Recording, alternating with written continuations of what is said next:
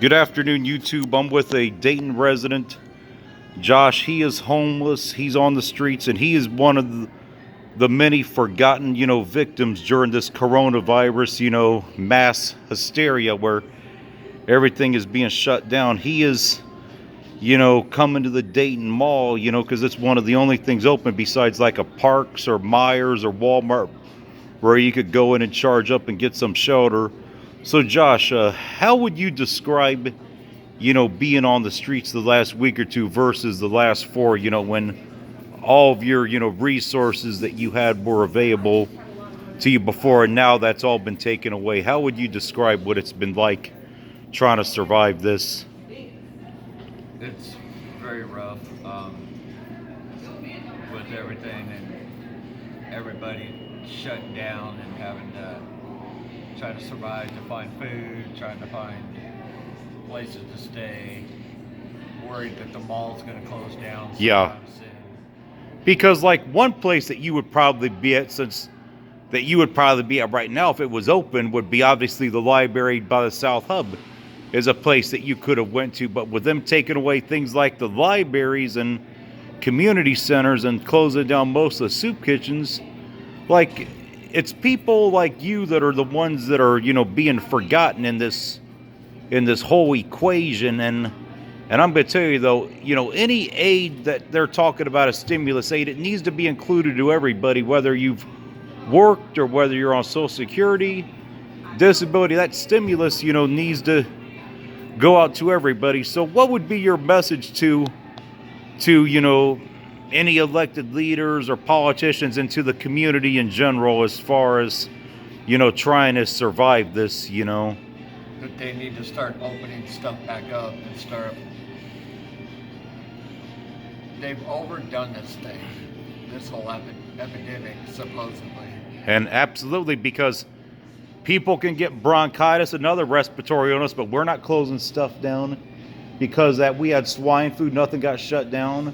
We had SARS, H1N1, and, just everything is just being taken away from people like you. Like the place that you would probably be at right now would be the library, behind the mall if it was open, but they've taken that away from you. It's like there's nowhere to even shower. Like there's places that, down in Dayton you could shower at for free, community centers, Croc Center, Life Enrichment Center. They've taken that away. Like the only option, like you have to shower is if some kind soul, if you were to go to a truck stop and some trucker, bought you a shower or gave you a shower card or bought you a shower because that's another thing is like they've taken that completely away from people. That's the only option you have to shower if you're on the streets. If you don't have anybody willing to let you shower at your place. And it's not, and honestly, I hate to say it, but it's not just us. A lot of people are putting on Facebook saying that they're thankful for all the truckers. You look at the truckers, they don't have spots to shower. They don't have spots to eat. Except the truck stops, yeah. They can only take it to go. Yeah, they can only take it to go. They have to drive. All the rest areas have been taken. They're just as bad off as we are. And you guys want to say that you're thankful for everything they've done for us? You go out and do what they do, or you go out and do what we're doing right now, you wouldn't make it 5 minutes doing what they're doing and what we're doing. That's very true. That's very, and you know what, that's very true, because like, as my friend, called Loves and Fly and Jay's and Pilot, they're still open for people to take showers and that for who knows how long. I really don't know, but it's really unfortunate. And like down in Dayton right now, like of course down in Dayton, there's a million places practically you could eat for free at almost any given time. I mean, like in our major cities, food is plentiful. Like down in Dayton, like you got House of Bread, you got Gospel Mission. Those are the only two that are open right now that'll let you sit down. The others are all carry out. Like Target would be normally let you come in, so would Life Enrichment Center. You have a few other, smaller, independent outfits. And of course, most homeless people or poor people in our cities, they're well aware of those outfits because I mean, let's break this myth. Some people say, well, it's easy to be homeless in a city. No, it's not. Well, there's certain things you may have, like the food may be more readily available places to eat, but when they take it away from you or trying to get shelter, and like, we have a shelter here in Dayton that is monopolized. There's only one homeless shelter, and a lot of homeless people don't want to go there because it's filthy. You get in fights, you have your stuff stolen. It should be more than one shelter. Very drug infested, alcohol infested, and theft infested. I made it one night and I couldn't take it. Yeah. I had to sleep on the streets and sleep in the men's shelter. Yeah, I mean, it's wrong to, where there's only one group that has a shelter, and we need smaller shelters instead of like 300 or 400, guys, staying in a shelter, which is, especially right now, if this coronavirus is as bad as they claim it is, that's a very unsanitary environment almost any time, but especially right now. Yeah, and they talk about keeping people away from each other, and you got all them people together in one spot. That's not right. Yeah. I mean, they should be setting, if they're really serious about this epidemic, they should be setting people up, like 1 or 2 people in like the cheapest motels, like Motel 6, Red Roof Inn, things like that. If they really were serious about fighting this epidemic, there needs to be some emergency funding for that, because like a shelter is worse than any, you have all these restaurants and that, closed and other things. The shelter is like a far worse environment than having 100 or 200 people, at a bar or a restaurant ever could be. And they closed down the mall. That'd be a perfect place to let us homeless people sit, stay warm at night. Yeah. And stay out of the weather and stay out of the rain, and all that stuff. And as far, and to me, and I'll comment on this too. If somebody were to approach you and said, oh, well, you can't be here because you look homeless, but yet you have people. Now, thankfully, I have not seen that or encountered that in this mall yet. But if somebody were to say to you, well, you can't be here, but yet you have, people that, walk the malls that don't really buy anything, and yet somebody wanted to try and, single you out, what would be your response to if somebody, or if the security somebody tried to do that to you? Because it's open, it's private property per se, but it's open to the public. Of course, I have a huge problem with somebody calling something that's private property, but yet it's open to the public. I haven't seen that or encountered that here yet. And I have been kicked out a couple times, but for the fact that I've been here for quite a few months, I have become friends with the GMs of the mall, and they have officially told me that I am okay to be here. And the fact that security is brought in from another company, they don't have the final word to say that I have to leave. So I was able to come back the next day and stay here to stay warm during the day because it was winter time. Yeah. So I've been there, done that, and I've actually become friends with a lot of the security guys. And I have a few that don't like me, but a lot of them have helped me and have seen and realized that, I'm really not that bad of a guy. Yeah, I mean, and the thing is, times like this, bring out the best and the worst of people. Like, I could say, like, I've had people, offer to buy me stuff in this situation. Sometimes I'll say, well, here's 10 or 20 bucks, go get yourself something to eat. And, like, the only place that's been really open in here is, like, Chick-fil-A, and you still have to take it to go, but you still can at least take it to sit down, there and eat. And I've had, closed today. Yeah, because it's Sunday, they're a Christian business, which there's nothing, no, and I wrong with that, and I respect them for that. But yeah, I mean, I've seen a lot of people going in and out of Chick-fil-A because it's one of the only things that's open. Like 80 to 90% of the stores in this mall, are all closed. All closed right now, and Chick-fil-A is the only one open left. Yeah, and then there's this pretzel store Yes. down the street. Those are the only two restaurants. All the other restaurants up in the food court are gone. I did notice here on Wednesday, I think it was Tuesday or Wednesday, there was most of the tables in the food court were still there, but they're all gone. They've cleared out Yeah, they cleaned it those up to sanitize upstairs. to sanitize the upstairs and obviously to keep people from gathering in a place. I mean, now this area, I mean, are you from this area, the Dayton area? I was living in Kettering, but I'm actually originally from Colorado. Colorado. Did you ever have any experiences, being homeless out For a there day. for a day? Yeah, a day or two. Because the one good thing is in the major cities across the country, like the food is not a problem. There's plenty of good Christian organizations that are going to serve food, to the poor and whatever rundown neighborhood they're in or downtowns. That's one thing that is good. The food is plentiful as far as that goes. Although it's right now it's a little bit more restricted with only 2 soup kitchens that open and everybody else is just a takeout,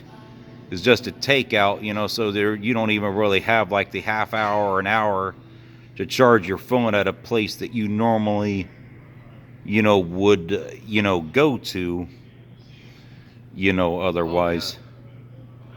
And with the way the truckers are going, that's going to end real soon because them truckers ain't going to take it no more. Yeah, because I mean I would have to think they're being overworked, because I would have to think like all the stores, They're working. Walmart or Myers are getting probably 3 to 5 times the amount of trucks they would be used to getting, because every Walmart I've been to the last week is almost wiped out of eggs, milk, like the rice, the pasta, the beans. Most of the produce is gone. Most of the meat is gone. Most of the bread is the bread is gone, and it's been like this for well over a week now. So I mean, even the people that have money, if they can't find food to feed themselves even at a store, I mean, they're even going to be suffering themselves. If you can't even find the basic essentials that you need to, the people that have money, if they can't even find the stuff they need at the grocery store, I mean, they're even going to be in for a scrap, themselves. I mean, even if you have the money to afford that, And, stuff. all these people that are against all the animal rights activists are going to be worried that, well, we don't have nothing to eat. We don't have the food to eat. But yet, is it funny that all of us hunters and all of us country boys have plenty of deer meat. We have plenty of fish. We have plenty of pig and all that stuff in our freezers. Yep. And they want to worry that they don't have the food to eat because they're so worried about protecting all them animals. They Yeah. can feed them for all winter. Yeah, because country boys are more prepared and are, I think, naturally have the prepper bone in them, per se, to survive this. Like the average city person doesn't understand the impact of, of like wildlife when it gets harmful. Like we have a huge, geese problem in this area where the geese have just overran so much stuff. And yet you have people that feed them, and yet there's a reason they have the signs that says, keep them wild and healthy, but yet people feed them and they don't understand, the impact that harms on that causes on the environment and the wildlife, itself. I don't mean to disrespect anyone, and I know it's against the rules, but when it comes down to it, that's some good eating. Oh, of course. Let me tell you something.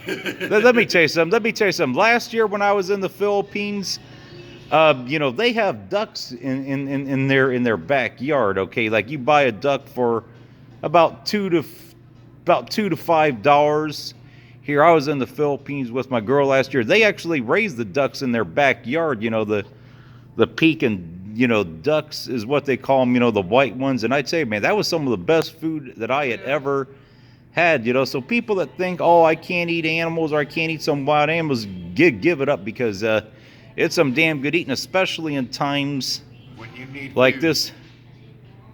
there's plenty of geese out there. We'll eliminate Fun them of real geese. quick. Yeah, I mean, the thing is, there needs to be a increased hunting season for the geese because they're such a massive problem that they need to trim out the numbers. And obviously, the local municipalities don't do their job as far as like they mow the grass along the rivers and other things, and they wonder why the geese become such a problem. Well, when you manicure the grass along the rivers, which is stupid to begin with, because taller grass along the rivers helps prevent runoff into the rivers, but yet these cities, just don't understand that how much harm that causes just in regards to pollution and runoff, but nuisance, wildlife, too.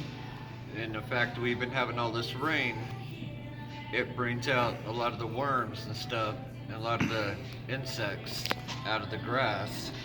So that's where all the geese will migrate to get food for themselves too.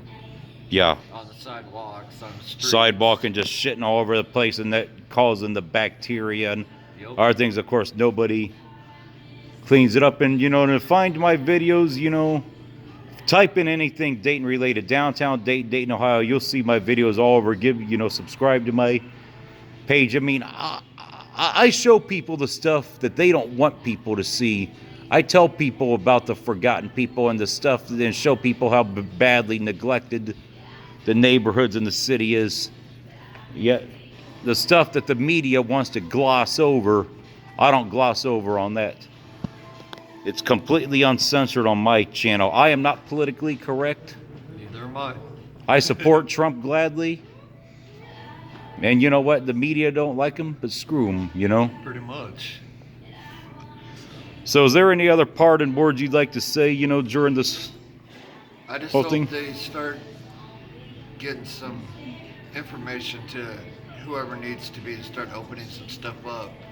And to hopefully get some better information to calm this epidemic down and the fears that, people have, because this is being, way overblown for what it Because if you look really at is. the H1N1 killed more people than this thing does. And and the SARS did too.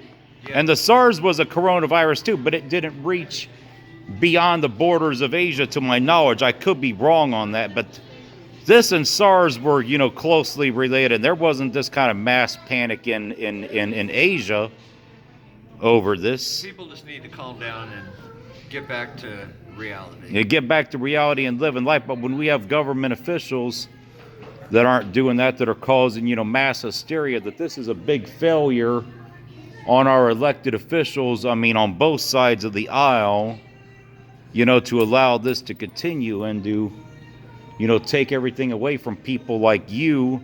I mean, some people, are not homeless by choice or whatever. There's a various circumstances that cause it. Some people don't have any family to go to. They lost their jobs. They know they can't get, subsidized housing.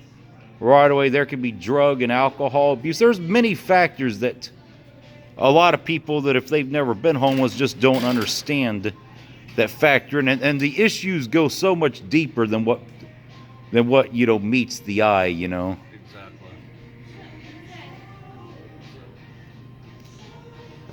Well, it was good talk with you, Josh, and thank you for your time. And I will upload this video as soon as possible. And, type in anything Dayton related, Dayton, Ohio, downtown Dayton, East Dayton. You'll see my videos,